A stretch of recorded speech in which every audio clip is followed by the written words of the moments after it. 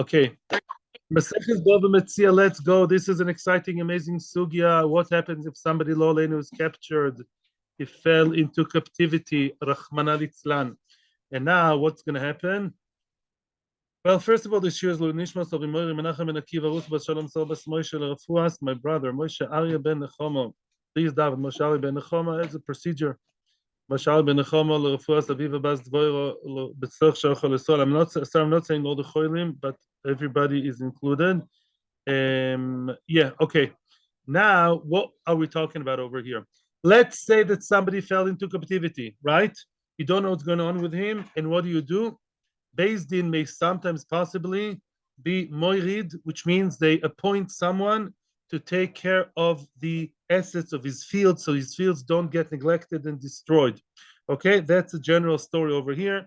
And we had three different levels that we spoke about yesterday. If we assume that he's dead, then what do? Then we let a relative come down. A relative is always the first choice. A relative will do it for money.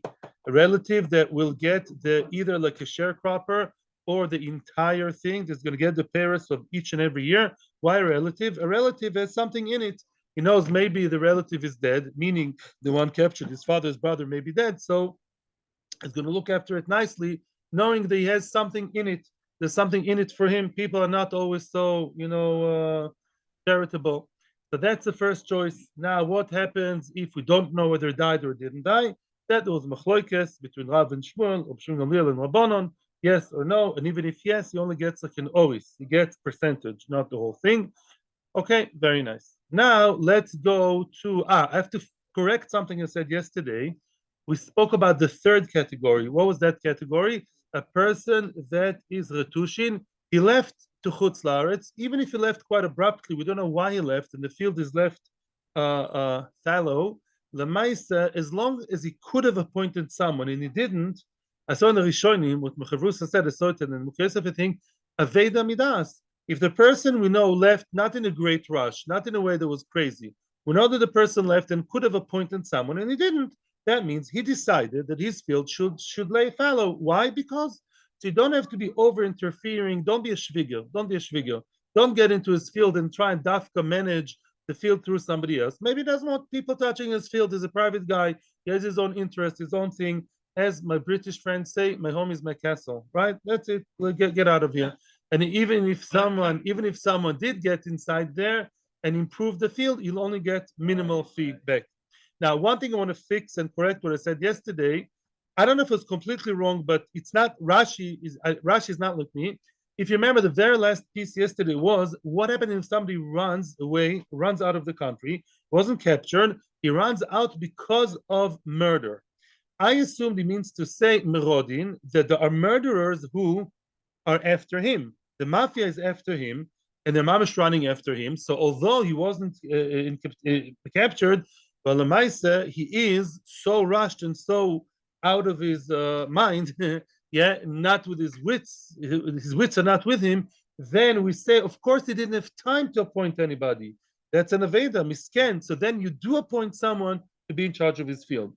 Now, that is not what Rashi says. Rashi says that if the government, the Persian government, will say time and again, if there was a murder case there, if the government suspected that someone murdered, then they would kill him. Like Texas today, like Iran today, like some countries today, there is death penalty, capital punishment, right? If somebody killed, still exists today. So, and the Persians also used to do that. So if the person runs away from the government because he was charged accused for murder, then he was so running so quickly, just taking his bundles and his packages and running away, fleeing. Then we say that it was not really his choice, and therefore you appoint someone to be in his field. That was just a correction regarding. I don't know if I'm wrong. Maybe other Rishonim would say like the way I said it. I have to stick to Rashi, and Rashi explained it that way. Okay, now let's continue. Omar, Rav Yehuda, Omar Shmuel. We're about more than 10 lines from the bottom of the page. Lametes Amud Aleph. Omar Shmuel. Omar Vida Omar Shmuel. The line starts with the word Omar Shmuel. Shavush Shenishba, a person was captured, Veniach, and as he left, they took him, as he was, snatched out of his field, How was the field doing at that very moment? What was the stage of growth? Kama likto, there was beautiful kama, there was wheat, barley, grains. They're already tall enough and were about to be harvested. Anovim livtzo, there were grapes that were about to be also harvested. You know, in Hebrew, each word has each one has a different word. Tmorim ligdo, he left behind tmorim that are about to be picked. These are dates. Zeisim limsoik, he left olives that are about to also be picked. In Hebrew, it's a different word, which means that we're talking here about a stage where you don't have to work hard. In other words, whoever is going to come and be instead of him, yeah, is going to just have to reap, as you say, to reap the benefit, to just get the things that's relatively very easy job, because to get to that stage of just reaping the fruit is the hard part, the whole process. Now somebody else would come. What does Beis Din do? Beis Din Yodin L'chosov. Beis Din go down, which means Beis Din get involved with his assets. Umabinin apotropos. Oh, listen to this. All of a sudden, we're talking here about an apotropos. Who's an apotropos? That's our friend over here. Let's say there is another person, apotropos, that's a Hebrew word, or a Aramaic word, a custodian, a person in charge that has to do the job for free, and he's appointed by Beis Din. Yeah, appointed by Beis Din. Apotropos is appointed. Yeah, is appointed by Beis Din. The apotropos is appointed by Beis Din, and he has to do it for free. And Beis Din tell him, Rabbi so and so, you be our good messenger. And what will you do? The koitzer, uboitzer, the goider, umoisek. He'll be in charge of actually reaping and cutting and picking all the fruit. And soon we're going to explain why. And for the next stage, for the next cycle, the next agricultural cycle of again sowing and everything and plowing, for that we're going to get a relative who'll do it for money. So whoa. Wait a second. We said yesterday, and we're going to see soon, why is it that we have to start getting a relative there? Because there were many questions about this relative who does it for money.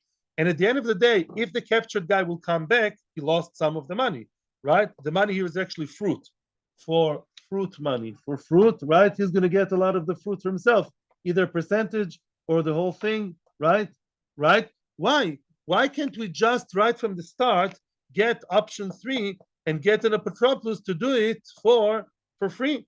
Because we see, let's say by Yesoimim, if there are Yesoimim, there are miskenim, orphans, that nobody takes care of them, Beis Din appoints a person who does it for free, maybe for nominal fee.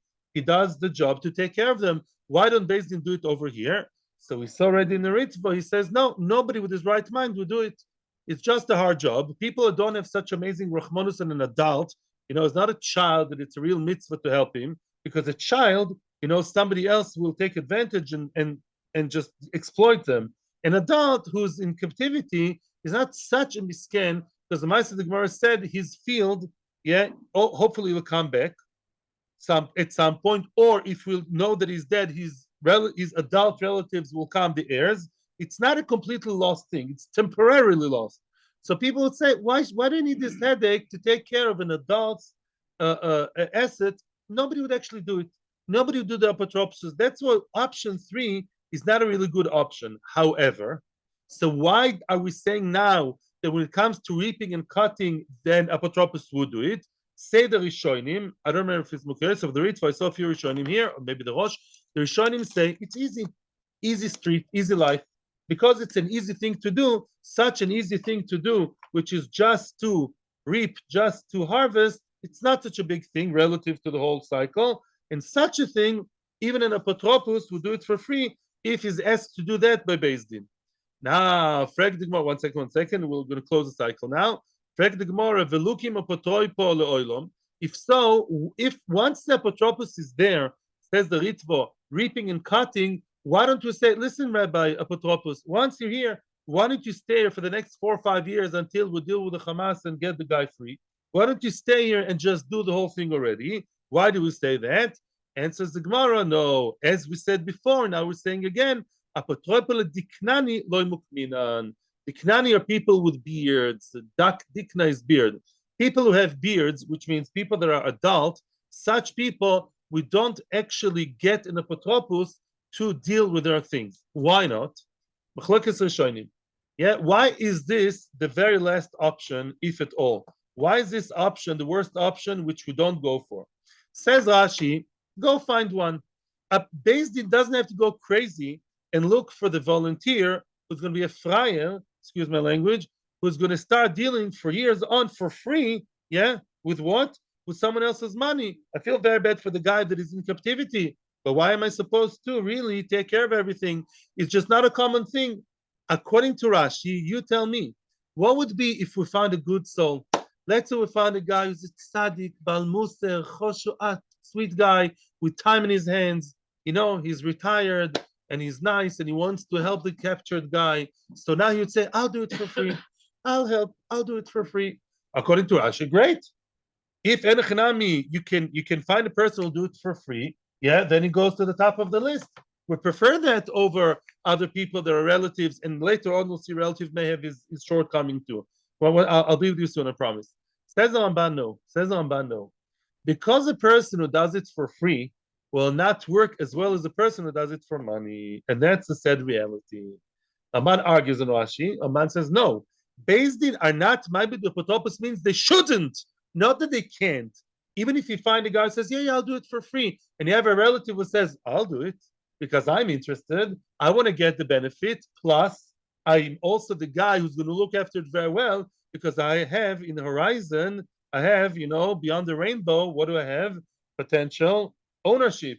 Therefore, because he has that interest, it's kedai to get a person who works for money or for fruit rather than the other person who's going to do it for free, says Ramban. What about this guy?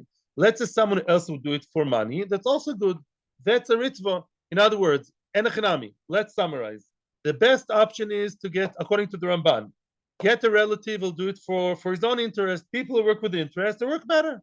You pay a guy, he does a better job rather than a volunteer. How long can he volunteer for? A million years. If there is no relative, says the Ritva, and I think Shulchan Aruch Paskins, get someone else for money. Get another person to be an oris, to be whatever, the same system. If it's not related, if you don't find any of them, and Beis Din found a custodian, maybe according to Rashi that would be good. According to Ramban, it's not good. Okay? Yes, he was before. Sorry. Question commercial time. Weiter. Omar Avune. Now we're going to see three halachas to do with children. To do with children, and all three halachas are Ravunas. Omar Avuna says Ravuna. Ein moridin koton lenichse shavui. Let's say we tend to think of children as helpless. Maybe not. Maybe the cotton. There is a boy of 10, 12 years old. Did you ever read those books about the farm boy? He's a farm boy. Believe me, he knows how to work the farm better than anybody in this room. And let's say this cotton says, I'll take care of my father's money, and I'll take a shlish, and I'll be the oris, and I'll do it all. Yeah. I'm from wherever, from kibbutz, or is from I don't know where. Yeah, from some place where they know how to work the land. You're not allowed to let the cotton be there because he'll destroy it. Because cotton lamaisa is not considered to be a responsible human being. Yeah, science fiction, but that's what the Gemara says. He won't be responsible, and therefore, even though he's eager to do that, and he may be the next of kin, you let somebody else, a cousin or somebody else related, to do that, or maybe a stranger. Veloy korov lenichse cotton. Oh, soon we're going to see why. Let's say the cotton, says the Shulchan Aruch, like yesterday, the cotton was captured. The cotton ran away. Let's say the story is as follows. And unfortunately, there was such a story in Tel Aviv when I was growing up. Somebody died, a father died, and he left behind a few children. And one of them was so devastated by the death, and he ran away from home. So let's say this cotton, now the father inherited or bequeathed to his two children a cotton and a gadol. One is 10, one is 20. Yeah, okay. He really did leave them over. Now they have their own fields that they are now their own because they inherited it. The cotton ran away. Can Mr. Big Brother be the big brother? And now we'll tell the big brother, you be you're Yorish of your brother, by the way, also, you're next of kin. You go look after your little brother's field. We do not say that because there's a great danger over here, a bit similar to what you were saying. What's the danger? Bam, bam, bam, coming soon. Next, I'm not telling you on purpose to keep you in suspense. Okay, A little bit more complicated, but not terribly complicated. Kov Machmas Kov is as follows. Let's say there are three people, yeah, there are brothers and there are not brothers. There is father, yeah, father and mother, yeah. Let's say one kid over here is the katan, yeah. He has a father. Now his mother, okay, married him. They were married. He inherited from the father. Okay, very nice. Now he has a brother. The katan has a brother. That brother has a brother from another one, another brother, brother two, from the mother's other marriage, from another man. She was married to two men at two different times in her life. So now this katan and B2 are not related at all, right? They are sort of related through the middle brother, but really halachically not related, right? They don't have the same mother, not the same father, right? Okay, because he's from a different mother. He's from a different mother. Okay, they're only related, which means him and him are related through. No, sorry. No, no, no, no, no, no, no. It's the other way around. No, it's the other way around. 1 second. 1 second. 1 second. Okay, sorry for the mistake. Sorry for the mistake. Here it is. Mr. Cotton, who was captured and left behind a field that he inherited from his father, has a brother, yeah, has a paternal father, yeah. Now, but that brother is from a different mother. Yeah, his father had two wives, okay, inner city. Now, that mother, okay, had another son, call him B2, brother two. B2 and Cotton are not related. You're not allowed to let B2, although it's not related, brother two is not allowed to go down and take care of the field of cotton. The cotton has a field, cotton field. Yeah, stop. Yeah, that field of the cotton. Yeah, neither him can be the custodian, the one who's going to sit there and actually, not custodian, and get the fruit. Not even this brother is related to him. Soon we're going to see why. Soon everything will be clear. Says the Gemara as follows. Three reasons. Okay.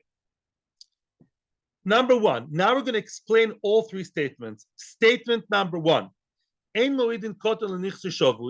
little kid should not go down and take care of his father's, let's say, assets, although yeah, the father fell into captivity. Maybe he's going to create a loss. He's a cotton. At the end of the day, it's very nice. He knows how to run the farm. Doesn't really know, and therefore it's going to lose it. Okay.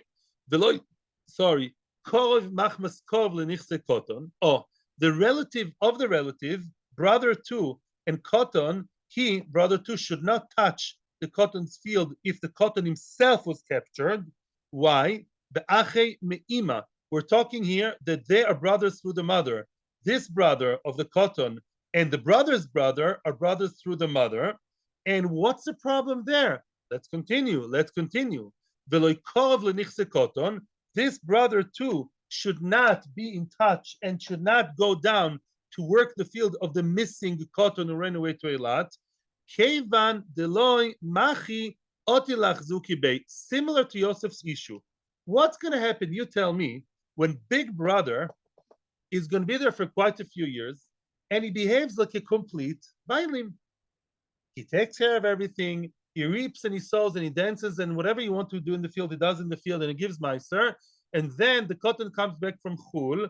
Everyone's so happy that the cotton came back home and now it's on the derech, whatever. And now the big brother will say, you know, little brother, it's really mine. Don't you know that we inherited the field together? He's going to tell everybody and their wives and also Beis Din, because let's assume there is no recordings of the Yerusha. And he's going to say, this part is mine. We're talking about a case which already got his part. Now he's going to lie to everyone and say, I was here all these years. Welcome back, long lost brother, but don't you know that I'm the one? Look, there's a proof, and this is not exactly 3 years. The proof of the 3 years business, which is the third parak in Bava Basra, talks about a person who claims that he bought something from somebody else, right? Now, if you say that you bought from someone else, you say, I lost the shtar, and my proof is I lost the shtar, and I was here for 3 years, and you did not protest. You did not do bechor. That's not the, we're going to discuss it later. But right now, that's not the case. The case here is going to say, I inherited it. Not that I bought it from you. He's going to lie and say, I inherited it. And look, nobody told me anything. I was here all the time, and I'm the balabais. And really, it's not true. Really, he inherited a different field. He wants to he's very greedy and wants to get not only his part that he got somewhere else, he also wants to get his brother's part, the little one. He's going to exploit the cotton. Why is it only chash by cotton, rabbi, and not by gadol? Because the cotton doesn't know how to be moiche. Oh, get it? In other words, by a gadol, Yosef, we're not concerned about it. Why? A gadol knows how to protest. A gadol, yeah, if he's going to come back and say, you were here for 3 years and I kept quiet, are you crazy? Excuse my language. I couldn't shout because I was away. And when he comes back, he'll shout, Shrei Chai V'Kayim. A cotton misken. A cotton is disadvantaged. He doesn't know how to protest. You know, he's scared of his big brother or his big relative.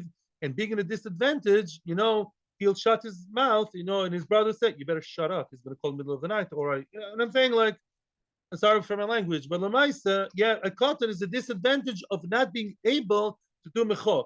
That's why Yosef in Cheskas Abati was said more than once that to be machzik in mechosim of ktanim is not a chazoko. What's a chazoko? I was here for 3 years and you came back and forth next to me, didn't say a word. You can't say that to a cotton. A cotton doesn't realize. You know, maybe gave him a candy and you said, be nice to uncle. What do you mean? You expect the cotton to protest? He doesn't know from his life. Therefore, that's the answer to your question. And that's what we're saying. Now, why is it that the brother's brother either? Oh, because they're a mafia. B2 and B are together, not Mamish Mafia from inner city, but just like he should not be in his own brother's field because he's going to exploit the situation and say, I was always the owner, and of course I always inherited right from the start. Him, although he's not inheriting, will say, it's my brother inherited it. He has an interest to support his brother. Hey, brother. In other words, this guy, not related to the cotton, will go down to the cotton with the approval of Beis Din, oy vavoy.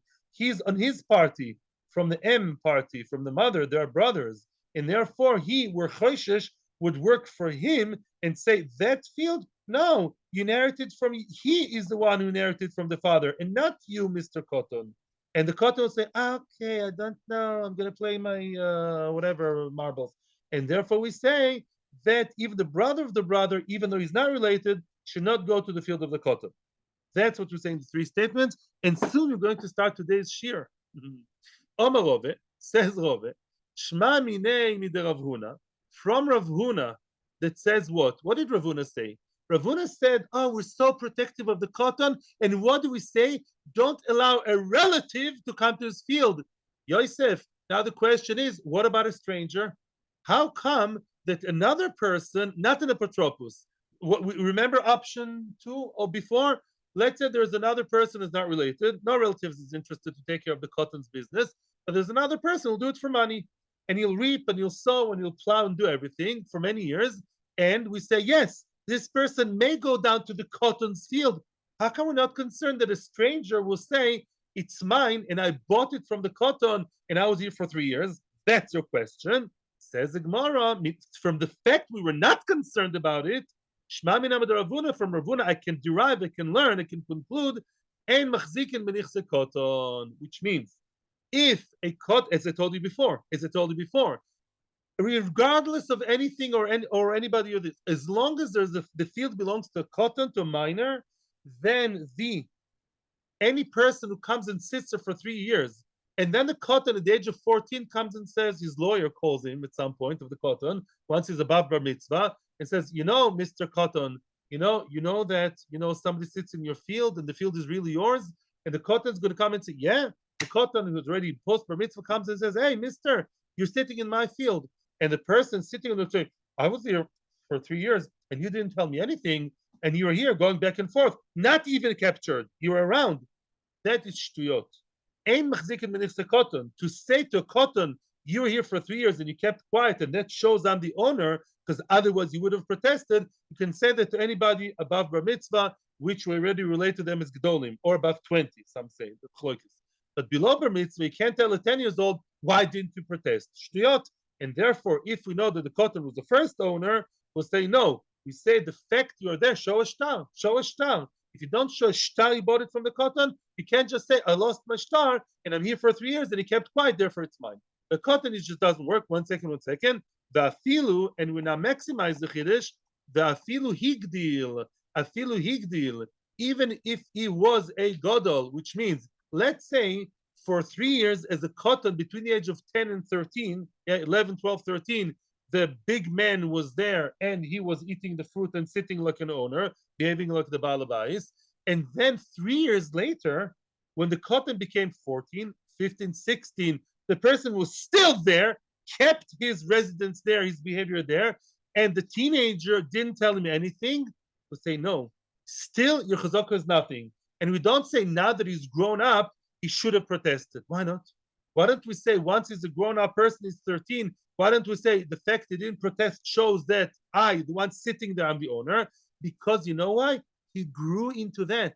He was almost born into that reality. Because when you came in, he was a cotton and he believed you, you're the real daddy, you're the real owner, you're the real business.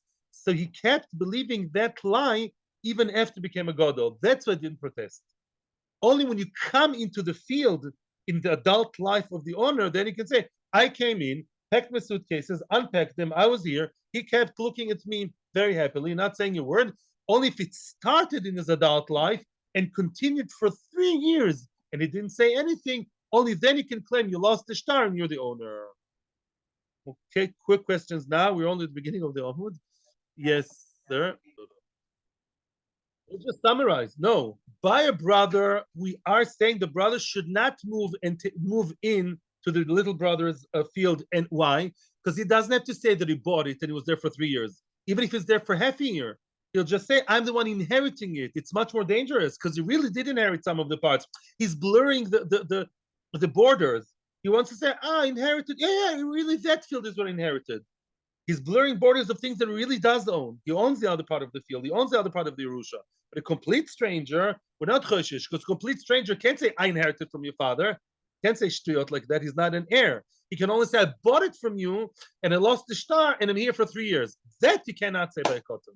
He merely can move in, because we're safe and secure. They will never be able to say, I was here for 3 years, and he kept quiet.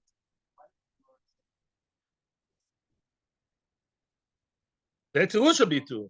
B2 wants to work for his brother's Yerusha. Maybe he's getting percentage.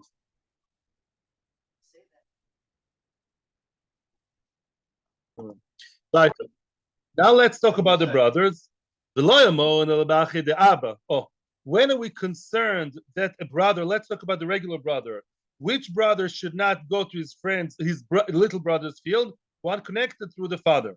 That was my confusion before. Let's say they are related through the mother. Ignore everything else. Let's say they're related through the mother. Then there's no problem. Why? You assume that usually women don't have money of their own after the husband's death. They have ksuba, right?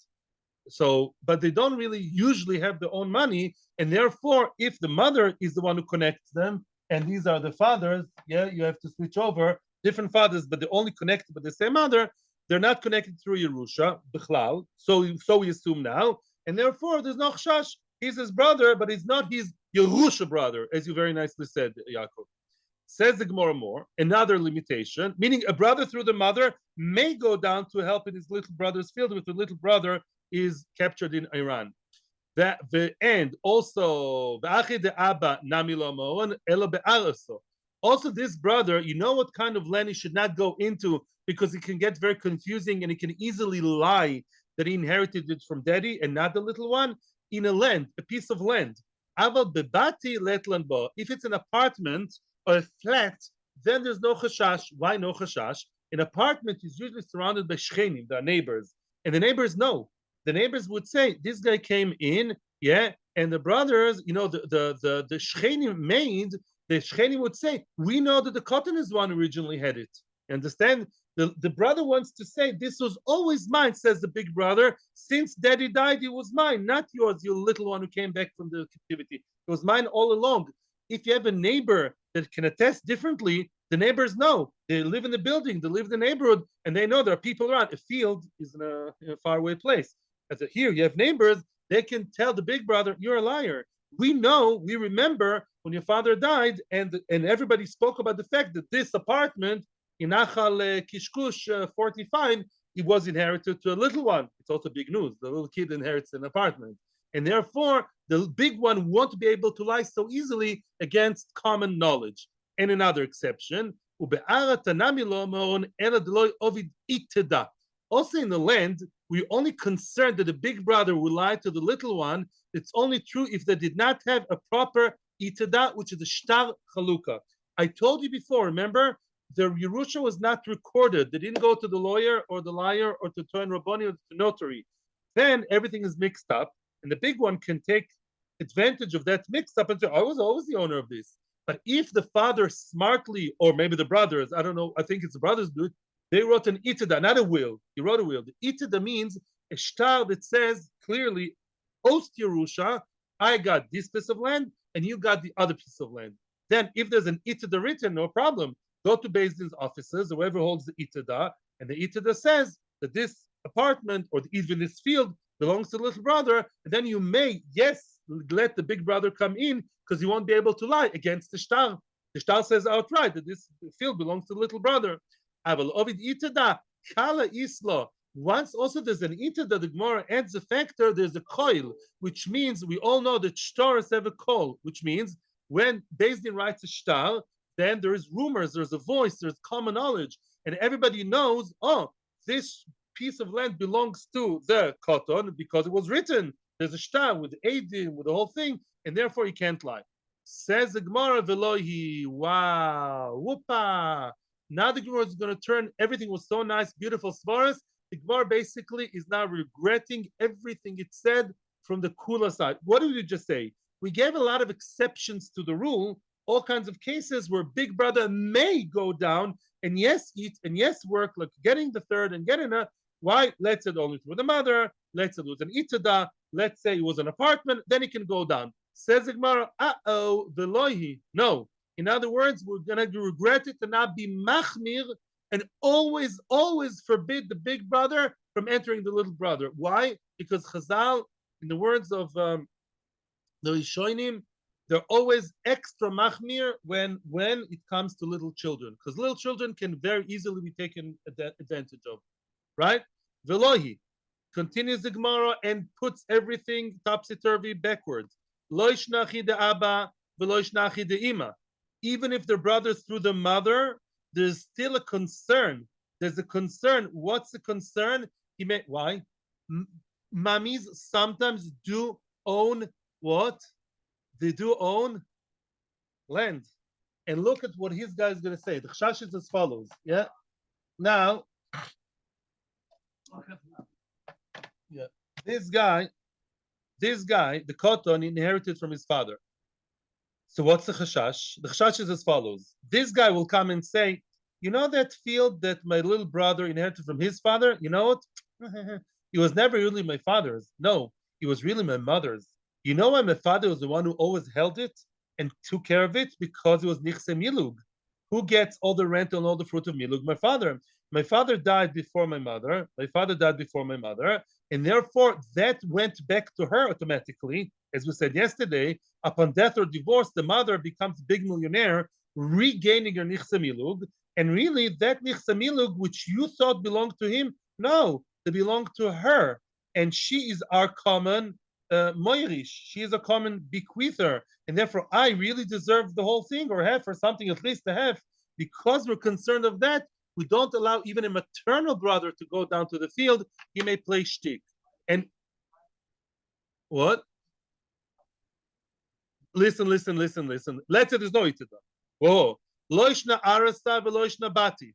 Even if it's a house and the neighbors talk, we are still concerned. Maybe the neighbors won't talk the right thing. Veloishna avid itada, loishna loy avid itada. Wow. Loy mechtinan. Wow. Even if there's a shtar, and Tosfos says that we say in Cheskes Abatim of Basra, Itada has a voice, everybody knows about it. And yet we ignore the Itada and we don't let big brother go to the Nechosim of the little brother. Why not? You know why not? Says Tosfos, B'yesoimim echmiru yoiser, as I told you. With Yesoimim, Ktanim, who have no father whatsoever, we are super extra careful we are jealously guarding their rights. And we say those Ktanim should always be protected. And we don't rely on itada, not neighbors, not shmeighbors, not anything. Anybody that can play around in any form or fashion, which is the big brother with the little brother, we're always concerned and we say, don't touch the land. We want the land to be taken care of. Get a stranger, and a stranger will not be able to do anything. Funnily enough, why? Because he can't say I inherited it. It's inherited. You're a Taimoni and he's a Yeke. You're not even his 15th cousin, right? Elamai, we're concerned about the 3 years. No, 3 years doesn't work by Kotel. That's why. Weiter. Okay, you can ask your questions while we are going to draw a new picture. Commercial time. 25. Ayi Safta. Granny. Bobby Mises. Ayi Safta. Yeah, there was a grandmother. Okay. Ayi Safta. There was a grandmother. Ayi Safta. Where are we? Ayi Safta. Davelet last banta. There was once a grandmother who had 3 daughters. I call them daughters. Yeah. In other words, they're daughters of the granny. She's really the mother of the family. I call her granny, and so does the Gemara, because soon we're going to talk about her grandson. Yeah, about her grandson. Okay, fine. So now, Ishtaboy Idi Bechadabarta. She and one of her daughters fell captivity, captured. The granny and one of her daughters, which is his auntie, yeah, grandma and daughter, or mother and daughter. Granny is the mother of the daughters. Okay, just get that. Yeah. Granny and one of the daughters fell into captivity. They captured them. Idach Tarti Banta, and out of the 2 other daughters, Shchiva Chadaminayu, one of them died, Shavka Yanuka. She left a little grandson, 5 years old, 10 years old. He's a little kid. So, what's the family situation? There's one sister, is the only normal person in the family. She's a free sister. She's not dead, and she's not in captivity. There's a grandson, and there's granny and daughter. Now, we don't know what happened to the granny and the captured daughter. We don't know if they're dead or alive. There are no rumors that they died. So now, that's a machloikas, whether you let anybody, she left a very nice piece of land over here, prime property in the center of Yerushalayim. Okay, so now, we paskin like, says Rashi, like Shmuel, and like Abshim Gamliel, that although we don't know that the person died, conceptually, a relative should go down to where? Should go down to the field belonging to granny and take care of the field. That's what should have been done. And I would say, okay, let the grandson and the free sister around, let them take care of the land. But that is very tricky and very funny what's going to happen now. Omar Abaye, Echinavid, what are we going to do here? We are really, really in a conundrum. We're really, really stuck. Why? What are we going to do? Let's say that the I just divided it like that. It's not a matzah. Let's say the whole land is one piece of land. If you want to let the sister, this one, the daughter, meaning sister, if you want to let the sister of her, yeah, her sister, she's the, or you can call it the free daughter. I don't want to mix you. Free daughter, yeah, free daughter. Free daughter. What do you mean? What? No, not Betsnias. No. So free. She's a lib, women's lib. She's a free person. Let her take care of the land of her mother, of her mother's land. Oh, we don't say that. Dil mashchiva safta. Maybe the granny is dead. So if granny is dead, who is one of her heirs? Him, the grandson. If granny is dead, then part of the land at least, yeah, half the land or third of the land, depends if she's dead or alive, the daughter, part of it at least belongs to Mr. Grandson. And the ein moridin kov lenichse koton. Haha. She's his relative, the free daughter, who's his aunt. She's his auntie of this grandson. Yeah. You can't let a relative meddle and mix with the field potential belonging to a koton, right? So don't let her in the picture. So maybe the kid would say, yeah, I'll be the one who will take care of everything. We give him a candy, and we say, no. Wait a second. Dilma lo yishchiva savta. If really granny is dead, then a cotton is allowed to take care of his own field. That, yeah, let's say cotton says, I'm strong enough to look after one, very, very nice. That's only true if granny died and it belongs to you, then you're right. But maybe she didn't die. You have to flip the coins both sides. And then the ein moridin cotton lenichse shavui, which means we don't know if this belongs to granny or if it belongs to those people who are still free. So if it still belongs to granny, then you, Mr. Cotton, are not allowed to look after the chosim who belong to a shavui. A cotton cannot be the apotropos or the oris to stay in the field. So we really, really stuck. Omer Abaye, hilkach, what do we do? we go half-half. You see my beautiful perforated line? That's Abaye's line. Halga yavina lo le'achta. One half goes to free daughter. Why? Because mimanafsha. Nice. Look, if granny is dead, then she's an heir. Then free daughter is an heir. And if granny is alive, then great. Then a free daughter, she's 35 and a half years old. She can look after the field very nicely. A woman may look after a field. Very nice. And what about the other half? The idach palga, the other half, mukminale apotropoli. The other half, grandson's apotropos. I'll do it ep. Grandson's apotropos takes care of the other half. Okay? The apotropos of the grandson does the second half. Why? If this belongs to the cotton can say, it's mine. True. You don't think you need an apotropos, you can work the field and you can fight and good. But maybe the field belongs to who? To granny, not to you. And you cannot be a guardian over her field. A cotton cannot look after someone else's field. And therefore, the part which is potentially maybe yours, that half should be with an apotropos to get an adult to look after the nechosim that maybe the cottons or maybe his grandmother's. Then an apotropos would do, because we're helping a cotton. To help a cotton, we do get an apotropos who does it for free. By the way, we also say, to make it easier for apotropos, as on the Rishonim, the apotropos himself, they get an oris under him. They get a paid person under him, and that person will be motivated. So that also solves it partially. Now, very nice. Rove argues with Abaye slightly, and he says, Migo de mukminan apotropa lepalga. Since for one half we get an apotropos, right? This half we got the cotton's apotropos, the grandson's apotropos, right? And this is free daughter. Half is free daughter, and half is the grandson apotropos. Since we found already an apotropos with such a nice tzaddik who's willing to do it, also says Rove, no, the apotropos will take care of both parts. The whole idea of not getting an apotropos is because we say the apotropos is really not willing to start getting to the headache. But since you already have the headache of half a field, you might as well take care of the entire field. Why not? Because really apotropos is ideal. Why is apotropos ideal? It's ideal for granny. Because if granny's alive, the free daughter is eating a third every year and a quarter and a half. She eats a lot of fruit. That's her diet. She's on a fruit diet. And therefore she'll eat all the fruit of granny. And apotropos, if he's already found, and we found him for the baby already, let him take care of everything and leave all the fruit only for granny when she comes back to him. However, listen to the end of the story. It gets more and more exciting.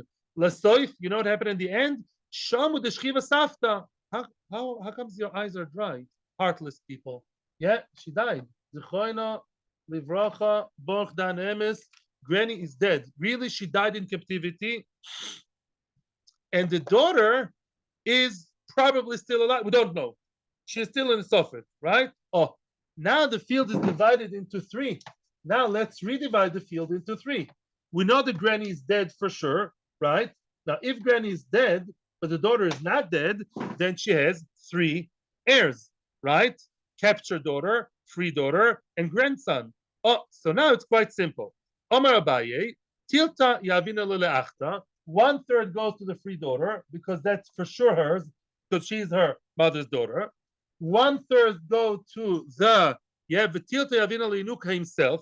1/3 goes to the grandson. Why? Because we know for sure that it belongs to the grandson. What about the third third? The third belongs to who? Belongs to the maybe sister who's maybe alive, who's in captivity. The idach, tilsa yavina danka, idach tilsa, the last third, we divide into two, and we divide it to two danka. Danka is a sixth. You know that half a third is a sixth? Very nice. Yavina danka, we give a sixth to the sister, thank you, a sixth to the free sister. Why? Why do we give it to the free daughter? Half we give the free daughter, which is really her free sister, because we say, the same thing as we said before. Either it belongs to her, because maybe the sister died, so I got it from my mother, not you, because you're dead. Oh, 1 second. Or I may be the good sister who's looking after the fields for you, as your guardian, as your oris, dead or alive. But the free daughter should be there anyways. And the other half of the 6, which is the other 8, which is the other 6, should be for the grandsons. The grandson's custodian, the grandson's apotropos. The same as before exactly. Why apotropos? Because again, if his aunt is dead, then the only ones to inherit are him and his surviving aunt, so he deserves it as an owner mamish. Or if he's not the owner, then he's looking after it for his aunt, which is in captivity. A little one cannot look after for other things. He's an apotropos for that. And now the Rova argues exactly the same. Really, I should make it a straight line to make it clearer. I should make it nicer. In other words, we have for sure 2/3, and maybe it's half-half. Very nice, right? Because if the granny died, then the entire half goes to the sister, and the entire half goes to the grandson, because the aunt is dead. She's irrelevant. Rove says, just like he said before, the same thing. Full stop. Good place to stop. Rove says, no, I like the apotropos choice better. The only reason we don't have an apotropos usually because who's the friar is going to do it? Once we found the person, the nice guy, which we have to find a nice guy for the half of the grandson's apotropos, says Rava, everything here will be the apotropos. All of that will be apotropos. Why? Because once we find a guy for half, we'll find him for another half, and let the sister, who may be yet alive, come back to the field and find all the fruit nice and intact for her. Questions? Comments? He was before. I have to. Sorry. Hatzlacha Rabo. Thank you. I'm listening to your question. Thank you very much. Have a good day.